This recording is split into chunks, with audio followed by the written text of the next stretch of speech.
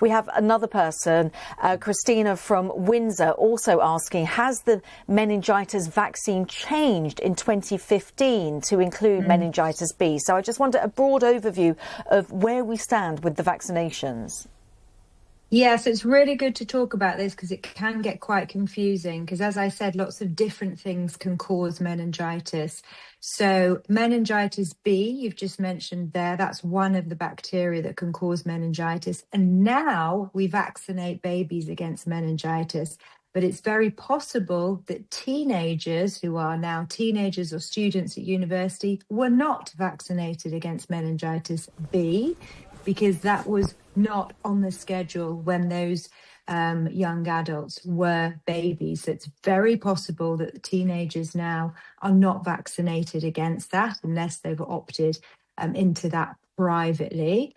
We also vaccinate as routine for babies against meningitis C, as well as actually people won't realise that other infections that we talk about, like pneumococcus and even things like in your MMR vaccination, those infections can also cause meningitis. So there's lots and lots of protections there when children are young. And then when children are teenagers, often when they're at school and hopefully before they go to university, they have something called meningitis ACWY, and that protects against all those meningitises. But I think the concern right now is that the young adults we've got who were affected in this outbreak have not been vaccinated against meningitis B specifically, and that is what parents need to be checking. So, Tom, that's a really good point, Ellie. Thank you. How do parents check whether their children, their teenagers, their young adults have been vaccinated against meningitis B specifically? What do they need to do? Well, I think it's highly unlikely that any teenagers or young adults will have had that Men B vaccination unless they've opted to have it privately through a high street or supermarket pharmacy. If parents would like to know whether their children are up to date with all their vaccines, then they need to phone their GP practice or look on their NHS app and find out what vaccinations they've had. Of course, this gets a little bit complicated, doesn't it? Once children turn 18, then of course parents can't phone on behalf of their children. So this is something young adults need to do themselves. But just to underline what Ellie has said, I mean, we have a fantastic NHS immunisation schedule here in the UK, but it is worth your viewers knowing, and you asked me about parents, it's particularly worth knowing for parents to be aware that whilst the vaccinations in place on the NHS schedule give protection against most causes of meningitis, they really don't protect against all of them. And Men B is the big gap for this age group, as we've seen most likely playing out in Kent at the moment. So, Tom, in a sentence, go and do it privately. I think we would encourage people to make an informed choice. If you look on the Meningitis Now website, you can see lots of information about the risks and about what a vaccine looks like for this age group. But it's not a cheap vaccine, in all honesty. So I think it's really important that parents make an informed choice about how they go about protecting their adolescents. As a side issue, we as a charity would encourage the government to think about putting in place a programme to vaccinate teenagers and young adults, because we think that the price of deaths in this age group is a price that's too high. And there is a vaccine out there. We know that it works. We know it's effective. So we'd like to see that vaccine introduced for this age group. OK, so that's meningitis, what it is, the vaccinations on offer. Let's talk about the signs and the symptoms. Ellie, what are we looking out for? Because this is a complicated one. It is complicated. I mean, there are typical infection symptoms with meningitis that you would get with any infection, so feeling unwell and a temperature. But the key things to know with meningitis, rather than other infections, those are red flags, if you like, are specifically that it causes a headache, it causes pain or difficulty looking at lights, which obviously is quite a unique symptom, causes neck stiffness, causes a temperature. And people talk about the rash of meningitis, and it's really important for people to realise that the rash doesn't necessarily come first. It can come quite late. So if you see the rash, it's already a medical emergency. And typically the rash of meningitis When you press it with a glass, it does not disappear. And that's the very typical rash that young adults and parents should know about. And let's bring in our health editor, Hugh Pym, because Hugh, obviously, given what has happened in Kent with the tragic fatalities there with this meningitis outbreak, schools are on the lookout, they're on high alert. What have schools been told and what are they telling parents? Well, I think one of the messages you heard from Ellie and Tom there is this vaccine for certain strains of meningitis, which is provided through schools for 13 and 14-year-olds.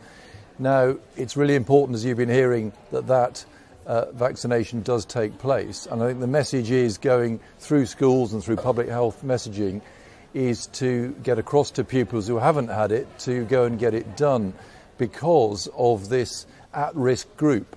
Seen as late teenagers, and they may well be students living at close quarters, where there are likely to be more risks of infection and social mixing and that sort of thing.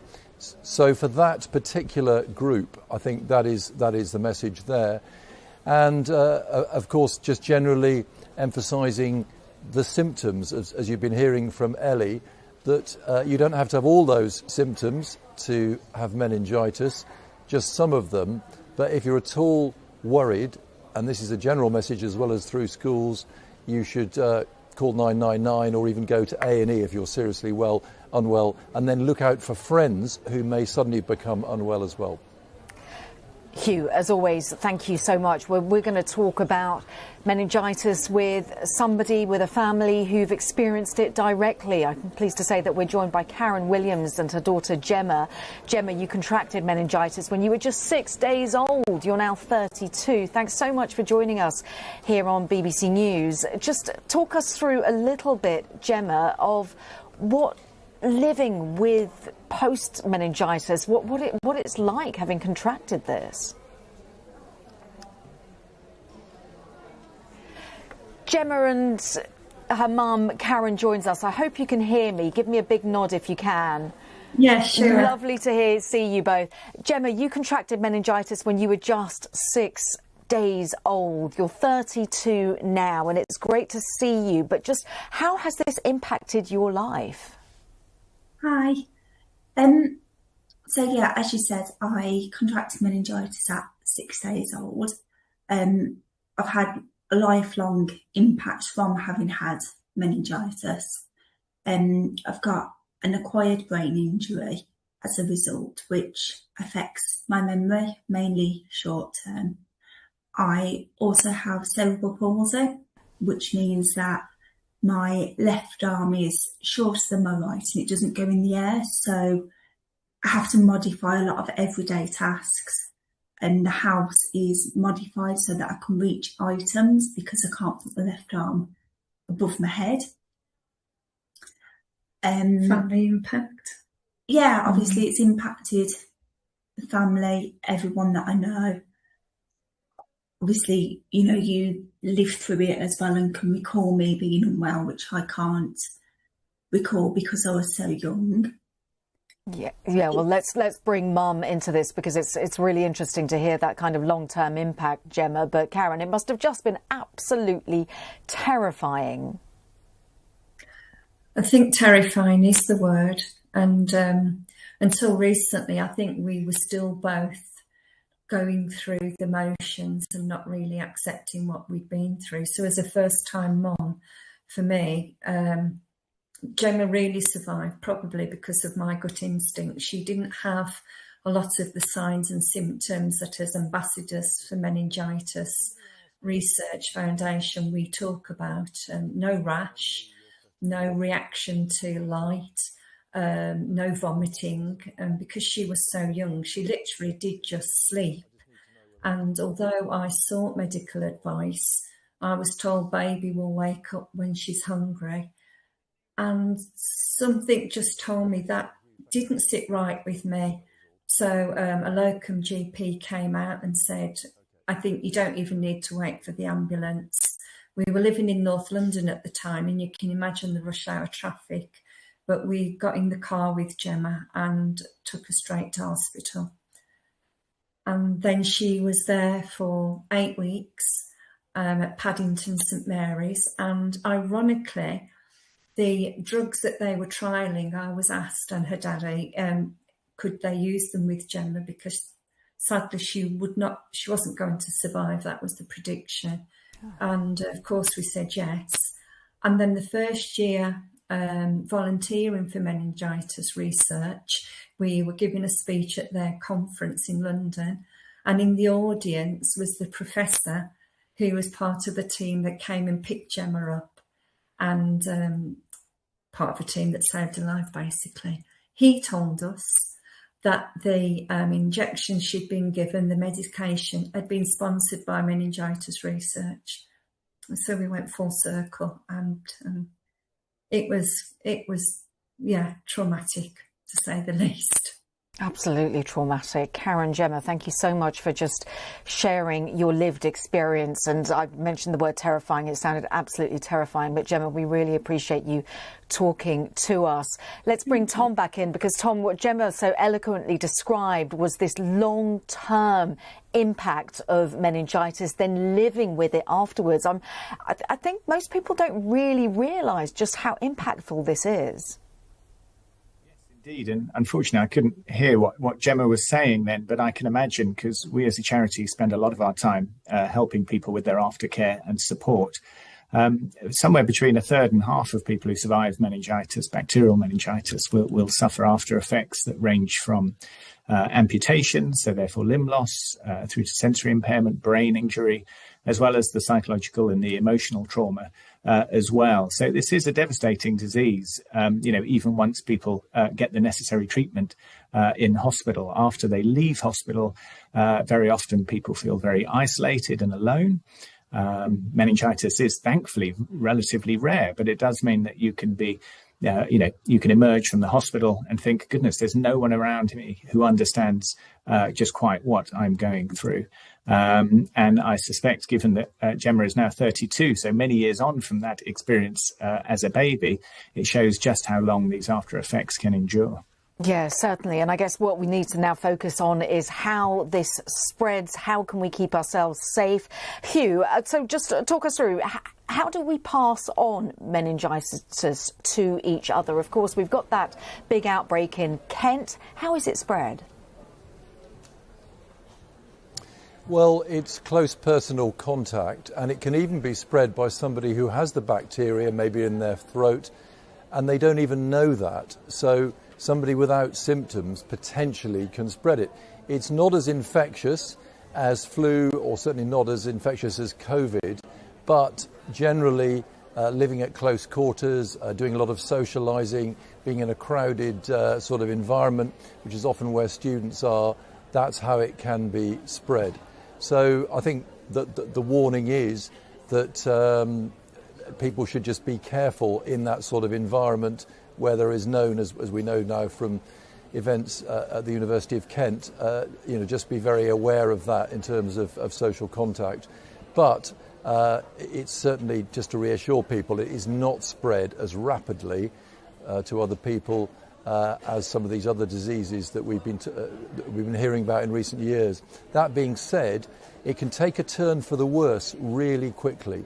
You might have the symptoms that have been set out earlier: a headache, a fever, dizziness, sensitivity to bright lights, and actually then be quite a lot worse the next day. That's why the message that if you have some of these symptoms, of course the rash that's been mentioned, it's really important to get medical advice as quickly as possible.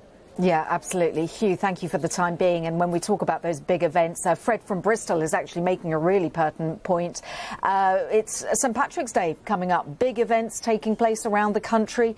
How do people try to keep themselves safe? Ellie, with your doctor's hat on, what can people do in order to, well, still arguably enjoy these big events, but there is a danger there? Well, there is, but, the danger is very much focused on this sort of area of Kent. And I know what they are doing is they're offering sort of the young adults who are possible contacts and living within the sort of surroundings of the people who have had meningitis are being offered antibiotics, and they'll be offering that very sort of close surveillance. I don't think it's necessary for sort of people further removed from that to be worrying about events or to be worrying about gatherings. We're not in a situation like we were with COVID. It's not as infectious as something like that, and it's spread, as Hugh has said, from socialising, from living together. This is why it sort of goes around amongst students particularly.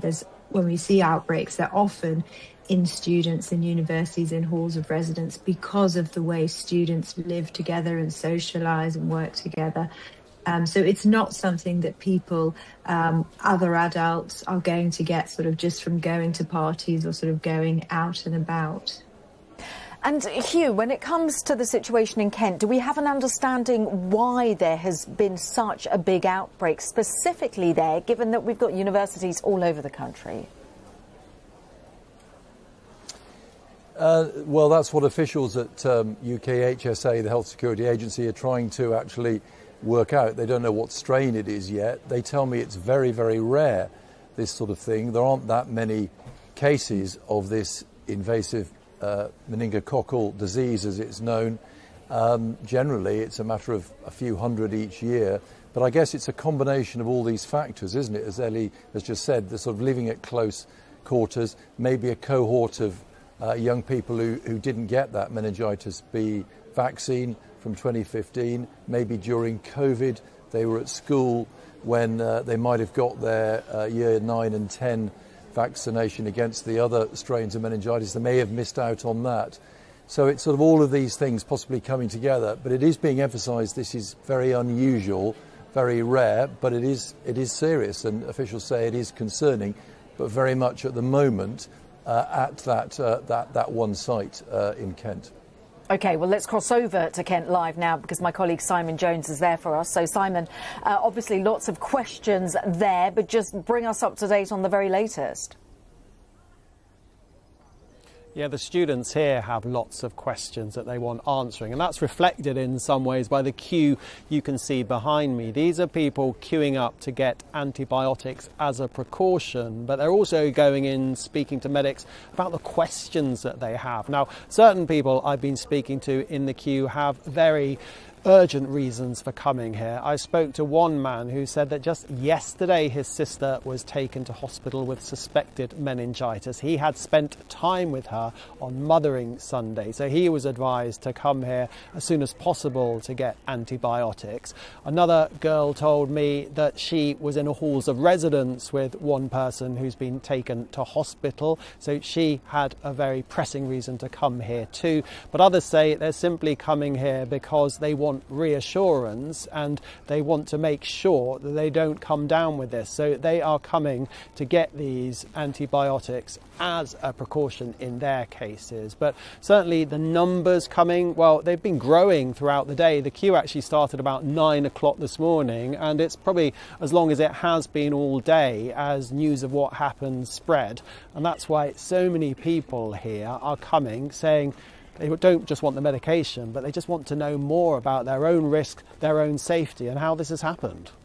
Simon, as always, thanks so much. We can very much see the queue behind you there of the students. Simon Jones there live from Kent. Thank you very much. Well, we've been hearing, we heard Simon there talk about some of the students he's been speaking to.